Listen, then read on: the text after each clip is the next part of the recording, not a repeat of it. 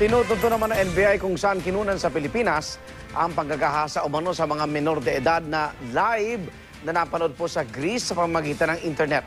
5 banyagang lalaki ang inaresto na sa Greece dahil sa pagtutok sa mala pay-per-view na cyberporn.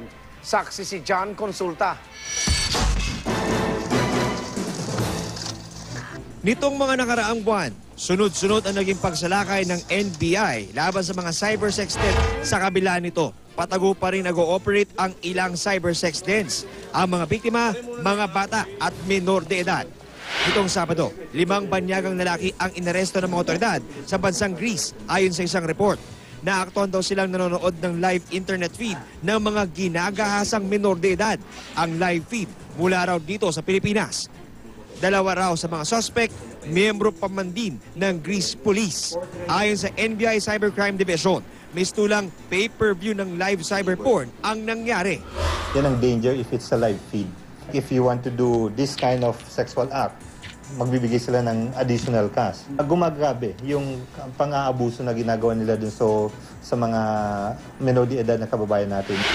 Hindi pa tukoy sa ngayon ng NBI kung saan sa Pilipinas nagmula ang live feed. Makikipag-ugnayan daw sila sa kanilang counterpart sa Interpol.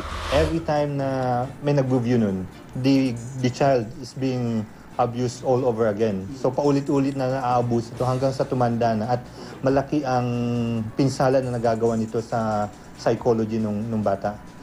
Ayon sa report ng International Watchdog na Virtual Global Task Force, pasok ang Pilipinas sa top 10 sa listahan ng mga bansang sinasabing source o pinanggagalingan ng pornographic materials ng mga menor de edad sa mundo.